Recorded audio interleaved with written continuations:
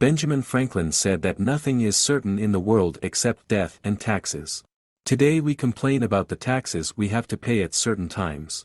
Taxes on income, on land, on real estate. But it is comforting to look back in history when almost everything was taxed: beards, windows, celibacy, or widowhood, even air. Would a single senator agree to pay the tax now? But in ancient Rome he would have had to do so, since every senator was obliged to marry in order to preserve the institution of the family in the state.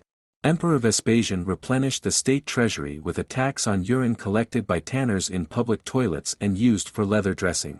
It is thought that this is where the expression "money does not smell" comes from, Vespasian's reply to his son, who rebuked him for such an unpleasant tax.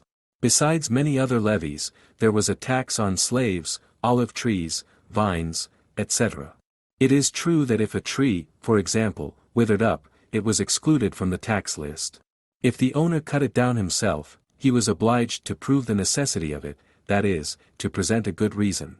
With the development of the feudal system in Europe, one had to pay taxes on everything at the discretion of landlords and lords.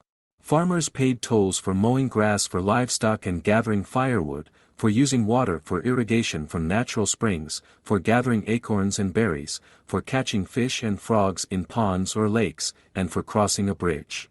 One of the most curious taxes was introduced in 14th century Spain at the height of the war between Christians and Muslims over the Iberian Peninsula. Many men were dying, so widows were in a hurry to remarry if there was a free man. So a tax was introduced. If 12 months had not passed since the death of her husband, and a widow married, she was obliged to pay a special tax. In the 17th and 18th centuries, aristocrats in Italy, France and England wore wigs. The Prime Minister of England, William Pitt, in 1795 decided to levy a tax on powder for wigs. Objection to this tribute was expressed by the Duke of Bedford, who refused to wear a wig, urging his noble friends to do the same. Soon wigs disappeared from common use, still only used by judges. In Poland, the most hated by the population was the chimney tax. Urban and rural residents paid a certain amount of money for each chimney. Many refused chimneys, the consequence of which was a multiplication of cases of carbon monoxide poisoning. Also in Europe, tax was paid on doors and windows. The more light and air entered the room, the higher the amount to be paid. The immediate reaction of taxpayers all over Europe was to build houses with small windows and to brick up large or extra windows in already built buildings.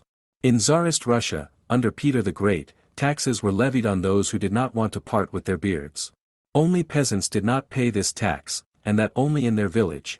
When entering or exiting the city from the rural bearded man, the tribute was still collected.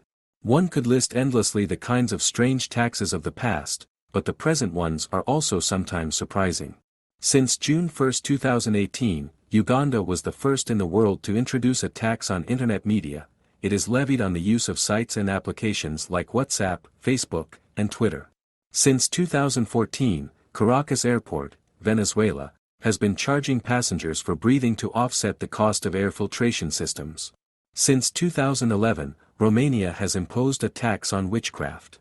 In Sweden, before giving a name to a newborn child, it is necessary to get the approval of the tax authority. This is done to protect children from confusing or offensive names. If approval is never obtained before the child is 5 years old, the parents face a fine of about €500. The law was adopted back in 1982, and the tax authorities have already rejected a number of absurd names, IKEA, for example. However, they also allowed the names of Google and Lego.